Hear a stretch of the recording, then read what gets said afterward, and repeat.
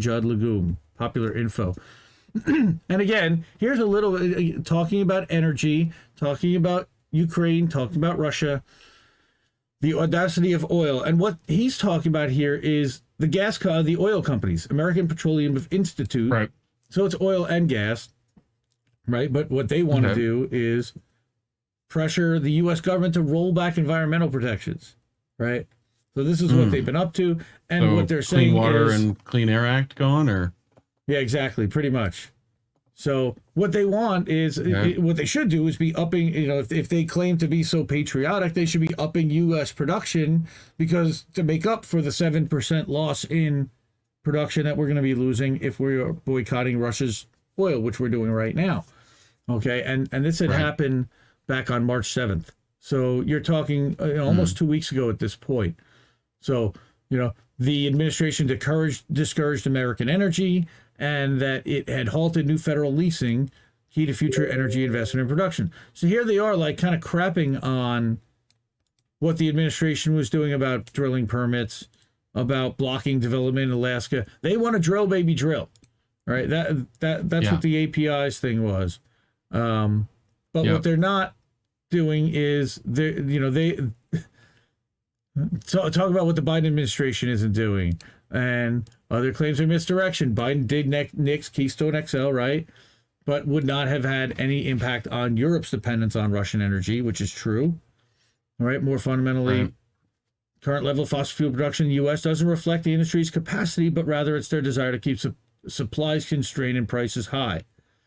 And that's the gist of all of this, is that fossil fuel companies aren't producing more because shareholders prefer windfall profits. Again, they saw demand, supply, a way to get back to $100 a barrel oil, which is what's been happening lately. And you can see current domestic production remains well below existing capacity. So to claim that we have this shortage or this inability to produce more, which of course we don't want to see them produce more. We're not looking to see them produce, but what they're doing is they're talking out of both sides of their mouth. All right, the push by the API has little to do with the crisis in Ukraine. Right, they're just seeing it as a reason to increase prices because they're looking to see increased demand. It's an effort to exploit it to undercut long-term efforts to transition to clean energy. That's the other thing they're trying to do.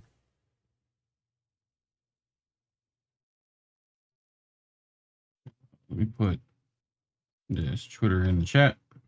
So the fossil fuel industry, so they're just trying to essentially allow Russians and Ukrainians to drill more? Empowered Putin. Yep. Okay, so several major fossil fuel companies partnered with Russian state-owned companies to help Putin monetize oil and gas. We know that. Rosneft and Halliburton, API member, has not announced any changes to operations in country. And the Koch brothers are still operating the country as well. I mean, the way they see it, they keep saying, their statement was, we don't want to turn over all this equipment, all this technology to Russia and just hand it over to them. And kind of understand their point in a way. I mean, they certainly would have to take huge losses. Oh,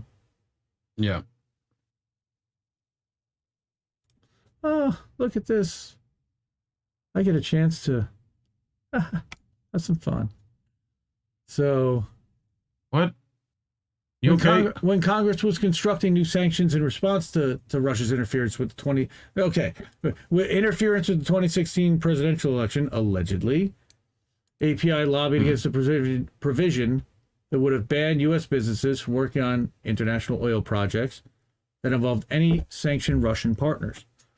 According to the Wall Street Journal, lobbying by Exxon and other big oil companies is part of a push to preserve potential business relationships with Russia. See, that's one of the things that they're doing. Right. So Judd is following the money, representing companies in the industry that don't want to be blocked from these deals. Right. House version allowed oil companies to continue to work on projects even if sanctioned Russian partners had an ownership stake of up to a third. Wow. Yeah. The amended bill appropriately focuses sanctions on the intended target, Russia and its energy firms, rather than inadvertently benefiting Russia at the expense of U.S. companies. Hilarious. That's an interesting needle thread. Although, again, API testified against legislation which aims to stop construction of the Gazprom-backed Nord Stream 2 that would carry Russian natural gas across the Baltic Sea to Germany. So, wait, are they against this? They're against legislation which would try to stop Nord Stream 2. Because we, as a sovereign nation, can't stop a pipeline happening between two countries that want to have it. Right. The bill became law over API's objections. Although Russia was ultimately able to complete the pipeline, Germany shut it down after Russia's invasions of Ukraine last month. Because we kept provoking the bear and provoking the bear and provoking the bear.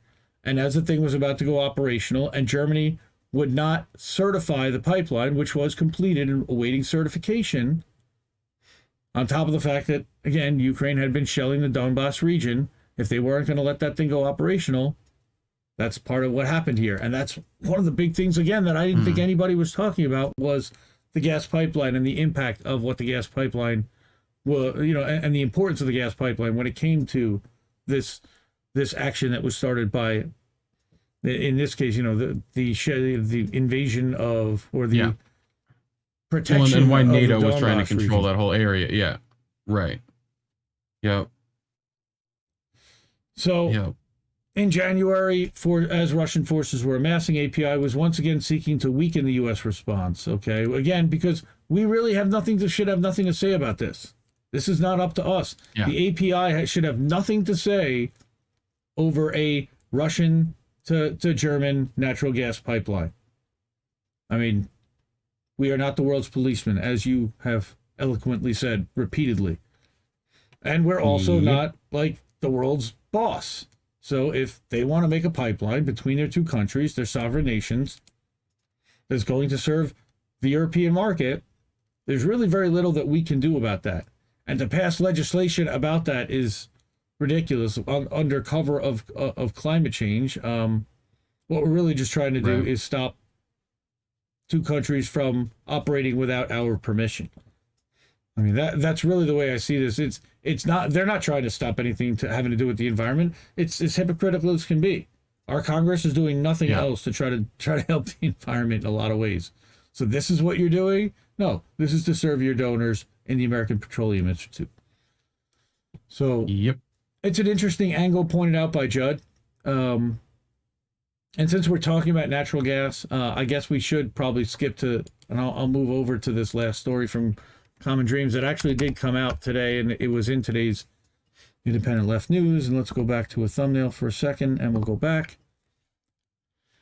So, peace will only come through accelerating the transition to renewable energy, not by trading Russian oligarchs for oil and gas barons, said a Greenpeace campaigner. Of course. And we agree with that 100%. For sure. So the Department of Energy issued 2 long-term orders giving a pair of energy projects in Louisiana and Texas additional flexibility to export the addition of almost 1 billion cubic feet per day of LNG to any country which the U.S. does not have a free trade agreement, including all of Europe. Okay. So again, repeat that again. Was this about sending? Was this about selling energy and natural gas to Europe? Because we issued orders giving a pair of Cheniere energy projects in Louisiana and Texas the additional flexibility to export the equivalent of 750 million cubic feet per day of LNG to any country with which the U.S. does not have a free trade agreement, including all of Europe. Right. This is really important. And again, this is having to do with why this war is happening in the first place. It's because of energy. It's because of natural gas.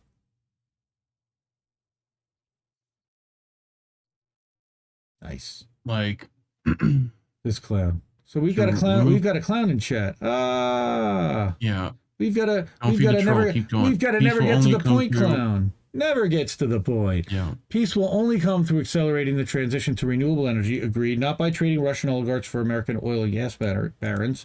Yes. Biden administration's decision to increase gas exports empowers the same big oil companies, right, that are fueling conflicts around the world and are responsible. The API, for example. I'm sure they're just thrilled about this. A conscious choice to double down on global fossil fuel dominance. Agreed. Yeah. Aha! Somebody can cry more. Cry more. As Shortly after CommonDreams reported Vladimir, last week. right? Bill McKibben argued, okay, that Biden should immediately invoke Defense Production Act and get the American manufacturers to start producing electric heat pumps so we can ship them to Europe. Right? Getting away from fossil fuels and carbon. In the meantime, Biden administration apparently decided to boost gas exports. Yeah. Okay, they're seriously considering the pump, the electric pump thing, which again is still gonna have to burn a ton of coal just to get the electric pumps because it's not all hydroelectric power.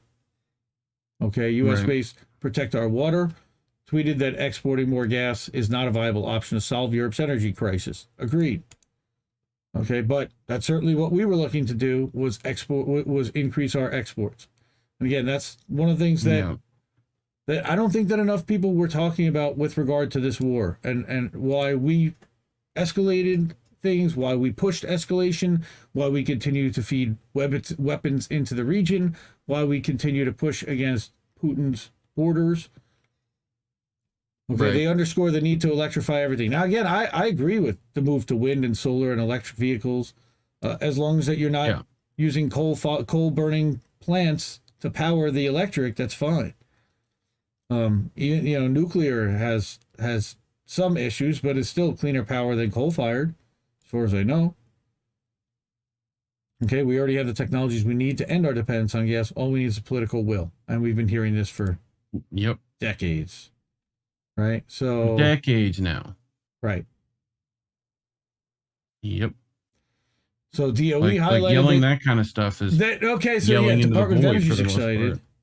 They're excited. We get to grow an additional 20% beyond levels by the end of the year. Woohoo! Right. Drill, baby, drill. And then on top of that, you have this whole the Green New Deal Network declared this week increasing U.S. LNG exports is essential to worsening. Right. This is the capitalization of green energy and stuff like that. On top of that is almost in some ways a bigger problem. Like, it's funneling money into dark businesses that don't do exactly what they claim to do. Yep. So we're boned either way in some respects. Like, and then on top of that, you have no amount of individual action will be able to fix the issues of the entire energy monopolies. They're the ones burning the entire amounts of coal to make sure that your lights are still on. And the military. Don't forget the military. Right. U.S. military, largest consumer of energy on the planet. To get self-sustainable for solar, you're gonna have to drop $4 to $7 to $8 to $10,000, easy. And that's if you don't use a lot of power. It's still expensive. It's still, Yeah, you go with a solar roof. You go with composting. I mean, there are solutions, again. And then there are the places that are trying to stop rainwater collection. Crazy. Right. Yeah. Crazy. Or stop any of these things. You can't put up your own wind turbine because it's going to be a eyesore. Any of those things. They're going to claim me for animal abuse if I get my army of hamsters to start powering my house. None of those things. What you do, So and we have a natural gas backup line to the house, which is really great. And we do run off electric power, of course, in our house. I've got solar and stuff. I'd love to set up wind, things like that, but that's just expensive. Yeah, actually, even then the electricity, you still need a battery that's ripping fucking lithium out the ground with terrible mining procedures, which guess what they're burning to do all that crap. Hamsters do turn green, especially on St. Patrick's Day, right, Eric? Yep. So yep. Yeah, that's the gas tie-in to what's happening in Ukraine and Russia and us trying to up our exports because, of course, the and I hope this is working, but on Telegram. So, yeah, we want to increase exports. Why? Profitability for private organizations. I mean, this is all, again, privatizing the gains. So who's going to end up the beneficiary of this? The shareholders. And who ends up holding the bag is everybody else.